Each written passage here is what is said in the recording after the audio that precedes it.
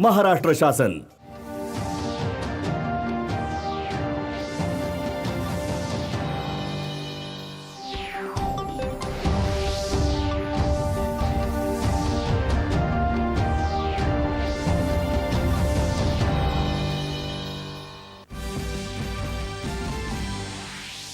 संस्कृतीचं वहन करणाऱ्या मराठी भाषेचं देशाच्या सांस्कृतिक उभारणीत मोठं योगदान।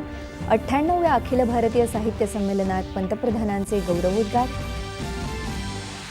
उत्क्रांत होत राहिल्यामुळेच भाषा जिवंत राहिली असं सांगत 100व्या संमेलनात आधुनिक तंत्रज्ञानाचा समावेश करण्याचं पंतप्रधानांचं आवाहन। एकेकाळी दिल्लीचं तख्त जिंकणारा मराठी माणूस आता आपल्या विचारातून पुन्हा एकदा दिल्लीला जिंकणार आहे, मुख्यमंत्री देवेंद्र फडणवीस। सर्वांना सामावून घेणारी मराठी भाषा विठुरायासारखी लेकुरवाळी आहे असं सांगत भाषा तोडणारी नाही तर जोडणारी असल्याचं अध्यक्षा डॉक्टर तारा भवाळकर यांचं प्रतिपादन।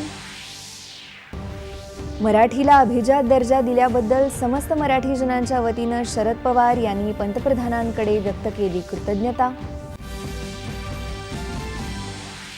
उपराष्ट्रपती जगदीप धनखड आज छत्रपती संभाजीनगरच्या दौऱ्यावर येणार। मराठवाडा विद्यापीठाच्या 65व्या दीक्षांत समारंभाला राहणार उपस्थित। केंद्रीय गृहमंत्री अमित शहा यांच्या अध्यक्षतेखाली पुण्यात पश्चिम क्षेत्र परिषदेच्या बैठकीला सुरुवात। केंद्रीय गृहमंत्री प्रधानमंत्री आवास योजनेच्या लाभार्थ्यांना करणार निधीचं वितरण। एस जयशंकर यांची चीनच्या परराष्ट्र मंत्र्यांची द्विपक्षीय चर्चा। सीमेवरचा तणाव कमी करण्यासह परस्पर संबंधांच्या विविध पैलूंवर चर्चेत भर। जालना जिल्ह्यात वाळूच्या ढिगाऱ्याखाली दबून 5 मजुरांचा मृत्यू।